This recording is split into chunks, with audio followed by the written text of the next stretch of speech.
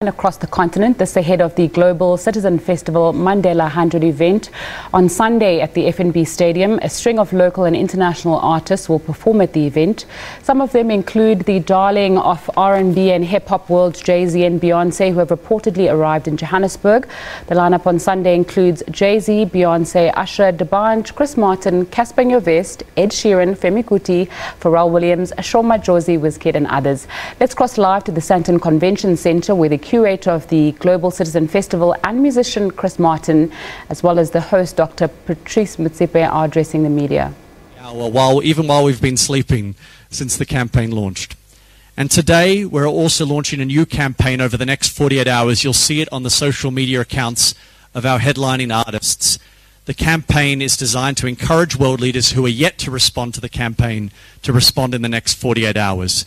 It's called Demand Freedom, Defeat Poverty. And it's focused on trying to encourage people to tackle the sustainable development goals, whether it's water and sanitation, food security, gender equality and the empowerment of girls and women, whether it's focused on global health.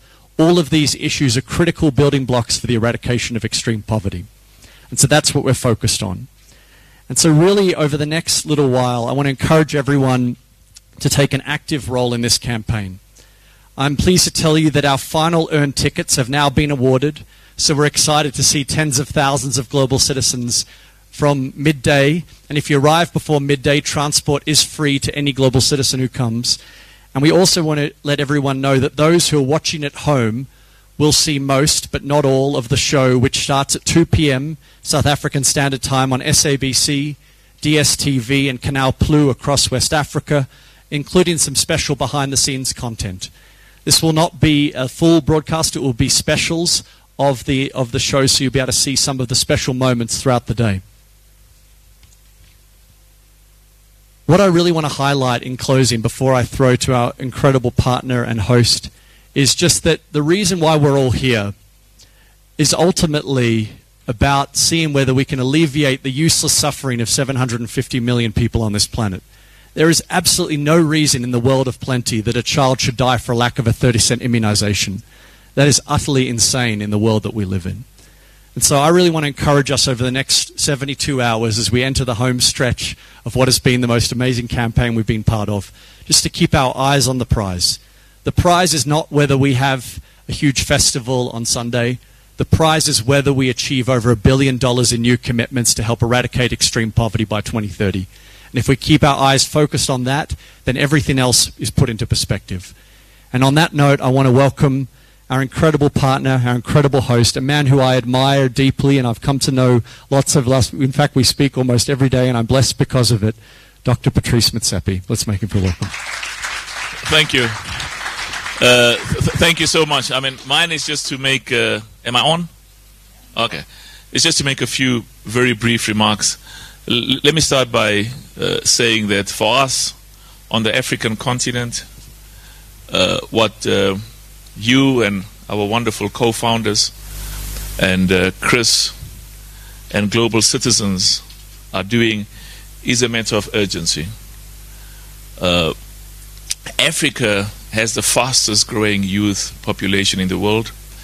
If we are not going to create opportunities for the youth, which are fundamentally linked to fulfilling the United Nations Sustainable Development Goals, what we talk about as the demographic dividend will indeed become a demographic time bomb. So there's a huge sense of urgency. And people like myself and my wife and various others, whether in business, whether in government, civil society, and various other organizations that are for the good of the living conditions of our people on the continent, have a huge sense of urgency. And that's why this festival is critically important. We got involved as a family primarily because the United Nations Sustainable Development Goals, as well as what global citizens are doing, fits in squarely with the fundamental objectives of the foundation. We joined the giving pledge that was started by Warren Buffett and Bill and Melinda Gates few years ago. But we had always recognized, as is part of our African culture, that those of us who succeed and do well have a fundamental obligation to lift up, to assist, and to create a better future for those who are less fortunate, those who are marginalized, and those who are underprivileged.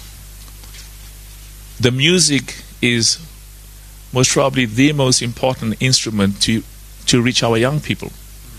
The Motsepe Foundation had a football concert because football is important on the continent, but my wife was saying to me and various others that, and I agree with them, music is indeed, before there was football, in Africa we used to communicate using drums, hundreds and hundreds of years ago.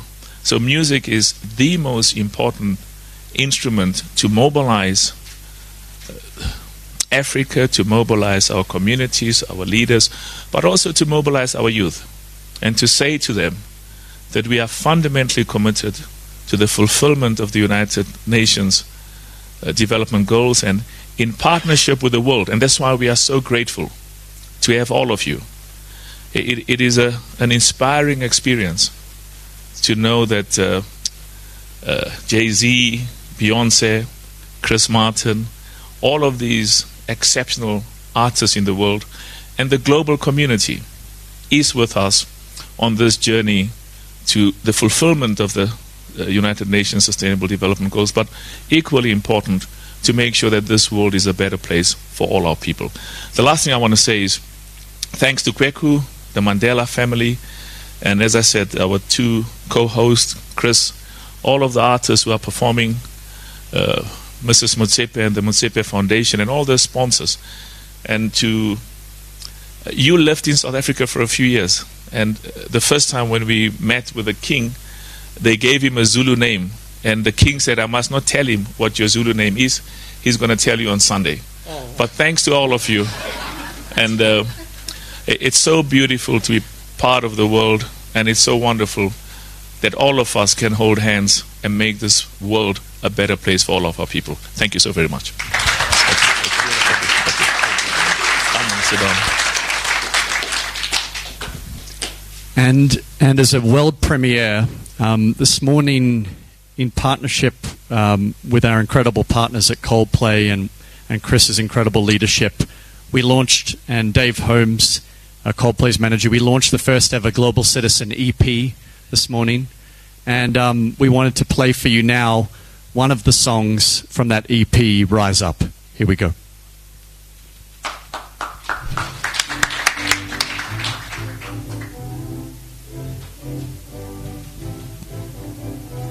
Sometimes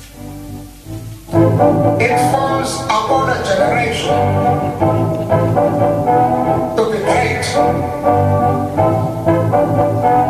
I ask all humanity now, rise up.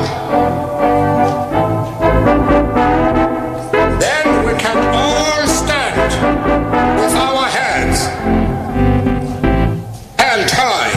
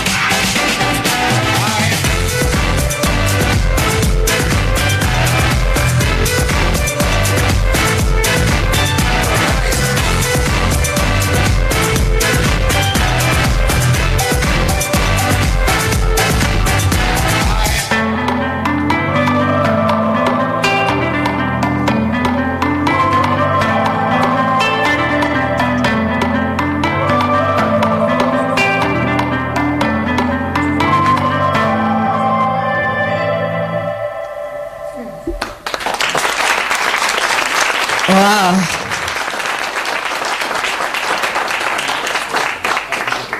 Thank you. Thank you so much. Ladies and gentlemen, members of the media, good afternoon and thank you for joining us. Welcome, Chris Martin. Thank you. From Coldplay, and Kwaku Mandela joining us, of course. He is the executive producer of the show. My name is Penny Libiani. I'm a broadcaster by profession. I'm part of a generation of young people who were barely in their teens when Nelson Mandela came out of prison. So I represent that generation who saw the story unfold in front of our eyes, but we were too young to do anything about it. And I'm sure some of us silently took a vow and said we're going to be part of what the greater South Africa will be later on in years. And I'm honored to be here this afternoon to facilitate this conversation. Chris, welcome to South Africa. Thank you. Thank you so much. I'm so happy to be here. We're happy that you're here. Kwaku, welcome back to South Africa. Thank you. So, are you happy to be here? Trying to be happy. He's trying to be happy. I think like the pressure. The He pressure. was awake until like 6 in the morning. I was. So, Yeah. so no. He's still awake. That's how much he cares. He's here. He's here. Okay. Kwaku is one of the executive producers for the show. We all knew that Mandela 100 is coming. His birthday, 100 years. The importance of this concert and putting it together, and just everything that went into it. What inspired that? I think friendship and kind of unity for me were the key things that really inspired it. You know, I met Hugh before I actually met Hugh. You know, I was volunteering for Oxfam in Australia when I was studying film out there, and I went to a Make Poverty History concert in Melbourne that Hugh had actually organized with Bono, and yeah, kind of took part in that and became enthralled, and it led me, several years later to actually sit down with him and talk about Global Citizen, what he was building. I think what I was drawn to more than anything was the idea that people no longer had to wait on our leaders, that we could empower ourselves, that we begin to take these small incremental daily actions that would amount to these bigger kind of goals, and this bigger vision of how do you really rid the world of something it shouldn't have, right? Because we know we have the resources, we know we have the will, and I think there's been this recurring theme throughout the year of the centenary, right? I think Obama's annual lecture, he talked about it. He said, how many houses do you need to have? How many cars cars can you have? How many boats? Surely, we can live with less and still be happy. And I think this is, kind of being resonated here in South Africa. You're seeing a huge youth population come out in their numbers, take action, because they're inspired to do more, and they want to be a part of it. So for me, those are kind of the key things. And we started just over 2.5 years ago. I think we were in New York doing an interview at Rockefeller Tower, and Chris said, I want to do a show in Johannesburg, and I said the 100th is coming up in 2018. He kind of took it from there and reached out to his friends and family and got people involved and behind this. Chris, there's so many initiatives around the world that you could have been part of. Right. But you significantly decided that Global Citizen is the one that you wanted to be part of, and also having you here for part of the concert. Why is Global Citizen so important to you? Well, Kwaku touched on it, and the main reason was we were thinking as a band, we get to go all around the world and we have a certain voice, how can we use it? And really, we felt a little uncomfortable trying to use our own voices. I think what drew me to Global Citizen was the concept of we're just encouraging everybody else to use their power on earth. I think certainly when I grew up, I sort of trusted in this hierarchy of people who had power. And as you get older, you see that everybody's human, everybody's going through their own stuff. And that means that we all have a certain voice. And Global Citizen is the first thing that I've seen that harnesses the power of individuals and puts it into a community that then encourages those people in power to do the things that we all care about. Talking about things that we all care about, with all the challenges that we faced as a world and the goals that Global Citizen is focusing on. But for young people especially, you can feel so overwhelmed as you alluded to, like when you were young, that you know, that I cannot do anything. Right. What is it that you think about Global Citizen gets young people to think, I actually can, I have the power to do that? Well, I think the main thing is that it's sort of very easy to join up to. You go on the Global Citizen app, it says, these are the issues we're talking about. This is the senator you can email if you care about girls' education. This is the place you can go if you want to pick up trash in Johannesburg. You know, it's a very comfortable and welcoming forum. And certainly, even for me, I was like, wow, I didn't know I could have any say in, you know, the water supply in, you know, this village. Or so I think that it's just very accessible and welcoming. Okay, and I'm sure it speaks to obviously what Nelson Mandela said when he says the power is in your hands, because it drives that message. Koko, being South African and the concert happening here in South Africa, we're the little brother in the continent, but that can do big brother things. So this concert is happening in South Africa, but it's not a South African concert. And the issues are not necessarily just about South Africa, but they're about the rest of the continent. Fusing that creatively to present a curated show that speaks to the rest of the continent, but has a global appeal. Just take us through how that came about. I mean, I think we have to, you know, again, thank Chris and Pharrell, who curated and, you know, said that 50% of the lineup was going to be African. And if you look at the lineup, you know, anyone from Casper to WizKid to Tiwa Savage, they sell out arenas on this continent, right? They're huge artists, and their music has now traveled globally. So I think that's a way to involve the rest of the continent. I think the general excitement, you know, as Hugh said, records were broken, and they weren't just broken from youth in South Africa, it was broken from youth in Mozambique, in Nigeria, and Ghana. And it just shows how hungry they are to take part, you know, in changing their future, changing the world. You know, I think another big aspect is my grandfather was an extremely proud and dignified African, and he always said that. He didn't see himself as, you know, just a South African. He didn't see himself just as Xhosa, you know. And I think, how do we kind of perpetuate the need for there to be unity throughout this continent, for us to celebrate the beauty of this content? I think, you know, something that I've seen, you know, Patrice and Precious do consistently with a number of their initiatives is really talk about this African diaspora, talk about the need for us to be proud of that. So I think this is a representation. And look, the reality is we all come from Africa originally, right? You can either acknowledge that or you can deny it, but, you know, it's facts. And so probably that's the biggest celebration of what we're doing here is acknowledging, you know, where we all come from. Well, talking about all of us coming from Africa, music comes from us, Chris. So yeah, it does. In fact, we all come from Botswana. The San tribe, right? Yes. So in terms of the power of music, the role that you think it can play in bringing the world together, as we're going to see on Sunday, I mean, your thoughts on that? Yeah, I've been thinking about this. I don't really know is the answer. It just does. I don't know why thousands of people like to gather together and sing the same song. I know that I love to do it, and I know that I love to be the person leading the singing. But it's just a magical mystery. And in this instance, I think, you know, the issues we're talking about are very serious, and some of them are very upsetting. And to have this sort of reward system of a ticket to a concert that is also a sort of honeypot for politicians to, they get to come and be applauded if they do good things, which is very rare for a politician. You know, that's true though. Most of the time they just get shit from people, and it's hardcore. So in this instance, they get to, you know, how great to come on stage and say, I'm going to invest $100 million into girls' education across the continent, and everyone goes nuts. You know, it's beautiful. Yeah. You know, they say that in a committee room. No one really, you know. And then they must live up to it. Absolutely. Yeah, then they have to live. They're accountable for it, exactly, because they know that if they don't, they're going to get 1 million emails from Global Citizen, which is a lot to respond to. Yes.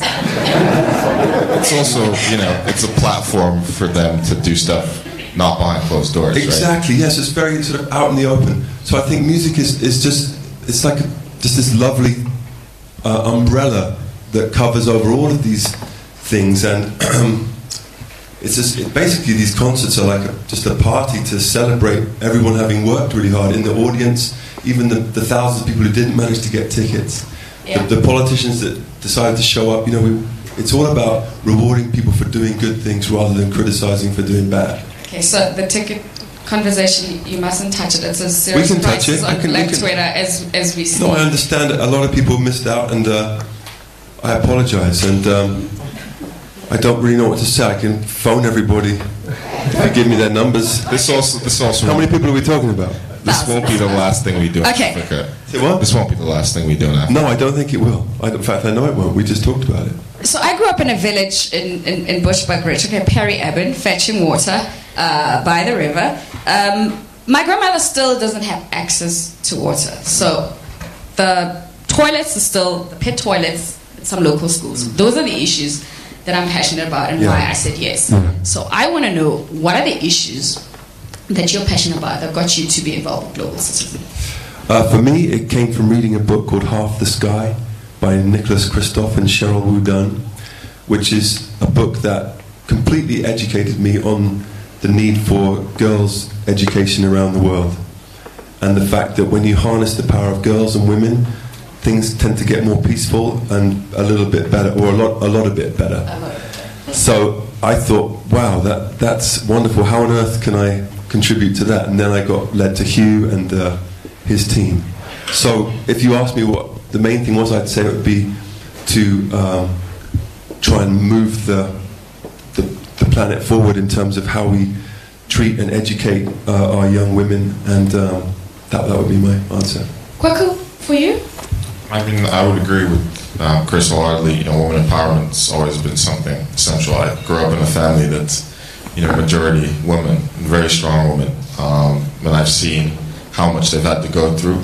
I've seen the obstacles that they have to deal with, and I think to live in a world where child marriage is still allowed in several countries, to live in a world where in some countries women don't have the right to own property, are treated as subhuman to men, is despicable and needs to be changed. But I really came to Global Citizen, I think generally because of the passion that Hugh had, and also I've always actively been involved in advocating around HIV and AIDS because it has affected my family directly.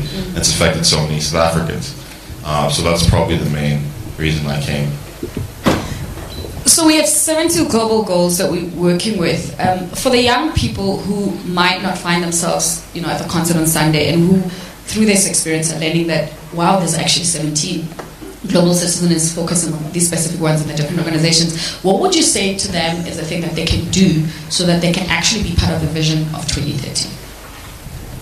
I think, as you said, we're launching in the next 48 hours kind of 5 unique goals, which we've housed the global goals under, and we need as much support as possible. We really want to make sure that world leaders, regardless of where they are in the world, whether they're with us on Sunday or they're in their home countries, actually hear our voices and take action.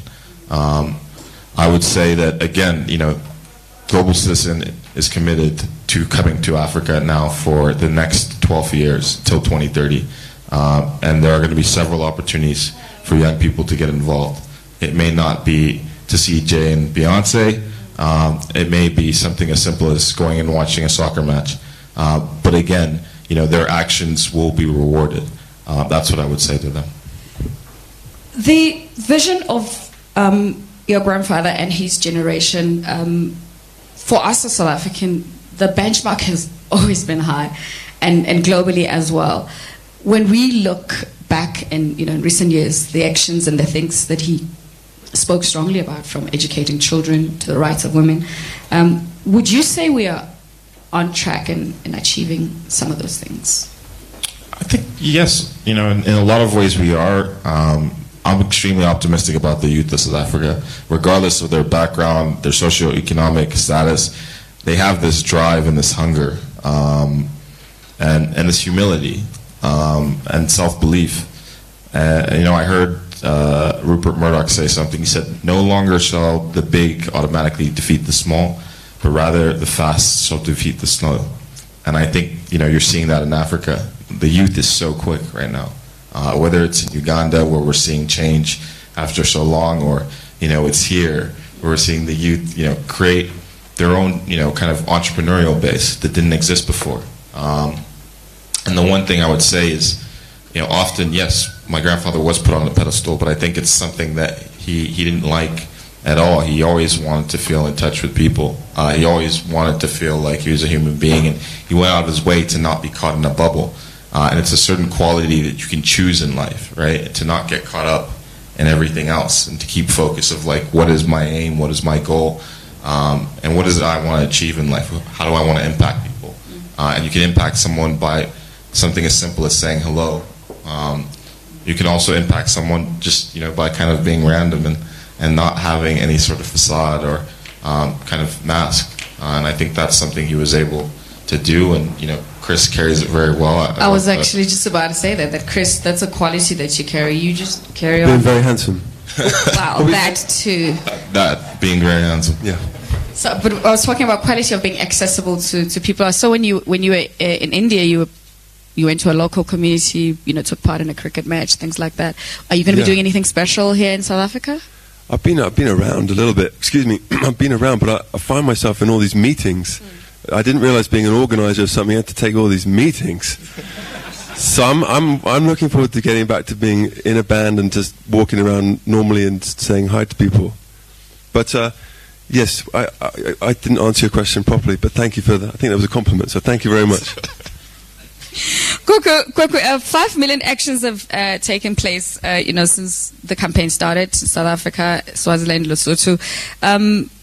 Why do you think South Africans enthusiastically jumped to this? I mean, on social media, some people still don't believe that they actually didn't get the tickets because they did so much, and that there's already 5 million actions. Like, what do you mean mine didn't make it? I think South Africans are extremely proud again of their country, and this is something that's happening in their backyard. It's undoubtedly probably the biggest show of the year, and whether it's the fact that Jay-Z and Beyonce haven't been here in over a decade, or it's the fact that you have an amazing host lineup, or it's taking place at the iconic FNB Stadium. There's so many reasons why I think people are enthusiastic. I would also say it gave them an opportunity to actually, do something and feel an impact from it. And often people tell me they want to do stuff, they just don't know how. And here was a very simple way for them to get involved and to understand, how their actions are actually affecting people around the world. Whether it's something like pit latrines, or it's disease, right? Whether it's HIV and AIDS, or tropical diseases. And so I think people are learning through this process each and every day. And yes, there's a number of people that are not happy about the fact that they haven't won tickets yet. But again, that opportunity will continue to exist. Global Citizen is going to continue until we end extreme poverty. And they have a role and a part to play in that. I would like to say, though, we apologize for those people that didn't get tickets, because it's a bummer. There's no two ways about it.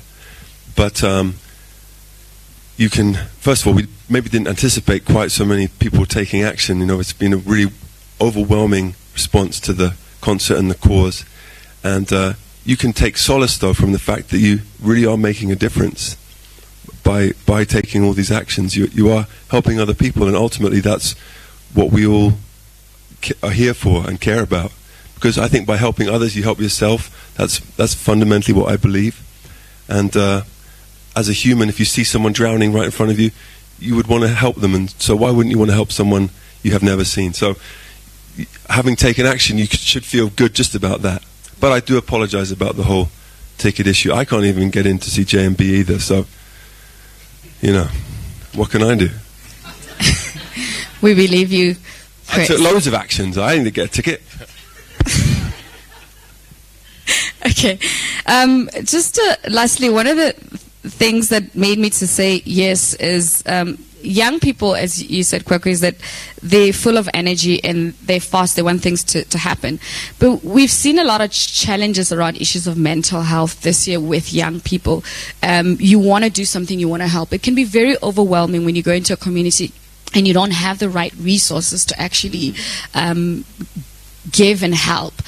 What can you say to those young people who might be finding themselves feeling that I don't have what it takes or the resources, but I really want to do something, and how do I deal with wanting to help others while I'm challenged myself, and it's demoralizing my mental state of mind? That's a very tough question. We need about half an hour to think of the answer, but I don't think we have that time. Well, first of all, every human is suffering in some way. To live is to suffer. That's the first truth of Buddhism, right? So, am I correct? So, you have to acknowledge that first and foremost. You know, by helping others, it's amazing. But everyone's going through their own thing. In terms of not having the resources to help, I think that's why organizations like Global Citizen are so important, because they're attempting to provide attempting to provide the resources, even if the resource is something just as small as pressing a button to send an email. So nothing is perfect just yet. So there's always a way to go. And for those people that don't have resources, we and those people that have resources need to work out how to provide them. I think I would also say that in South Africa you actually have a lot of role models and a blueprint. Whether it's my grandfather, or it's Oliver Tambo or Walter Sisulu, all of these men came from rural backgrounds with very little, and were able to change the course of this country. Whether it's Patrice or Richard Maponya, created an entrepreneurial spirit in a country and at a time when a black man wasn't allowed to do that. And so I think there are examples, again, regardless of what your background may be, of how you can ultimately impact your community, potentially impact the country, and break out of norms that may hold you back.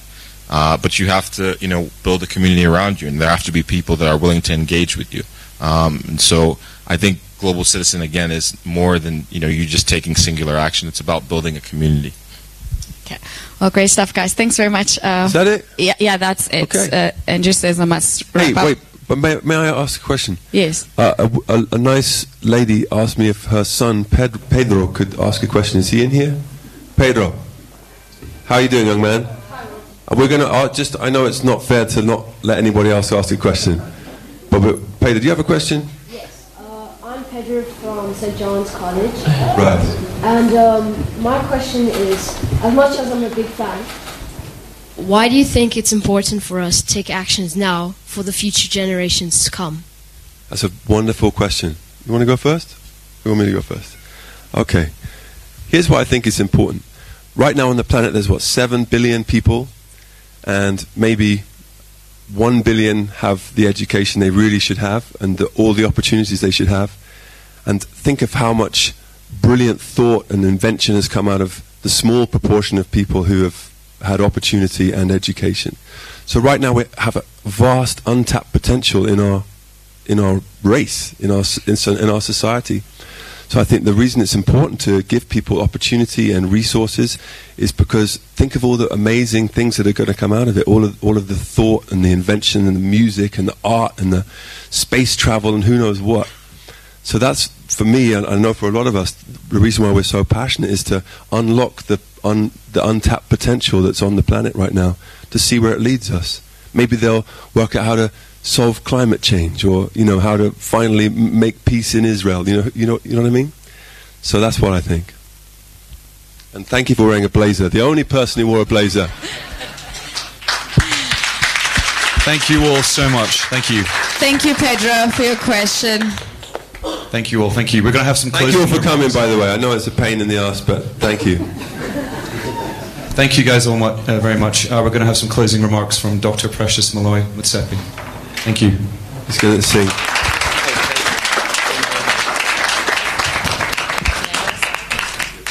It's okay. Right here. Thank you. Good afternoon, everyone. I think I saw most of you this morning. We had another press conference with Minister Jeff Radebe, and it's wonderful to see you again. I think from our side as the foundation, and I think from all South Africans, this moment is really significant in that we get to do practical actions to end global poverty. I think as we were watching the video, I was thinking of one person, and I'm sure you will all know that one person who would shuffle to that song and tell us it's in our hands. So this we're doing to continue the work that Madiba did and Mam Sisulu did, and it is very important.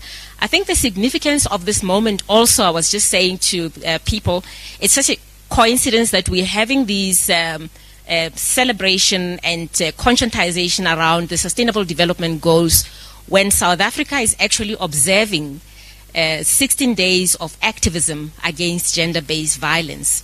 And that falls squarely within some of the Sustainable Development Goals, that is Sustainable Development Goal number 5, gender equality. So this, I guess, happened for some reason that we're bringing this Global Citizens Festival to South Africa.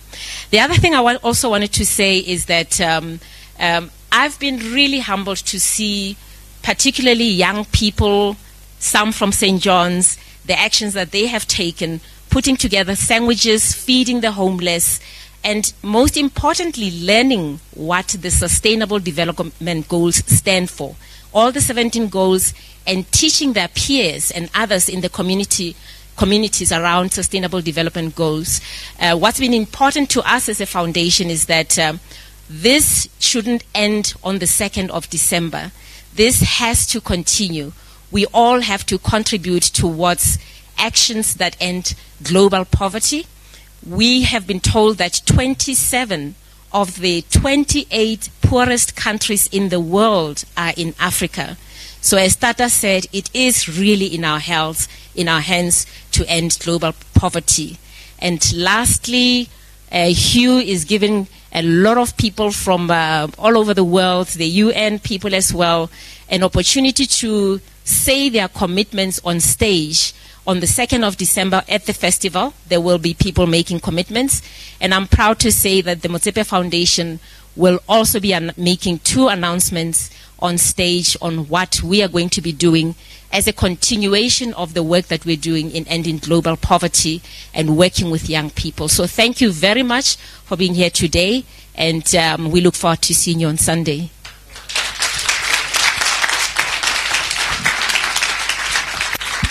Thank you all very much for coming today. Thank you.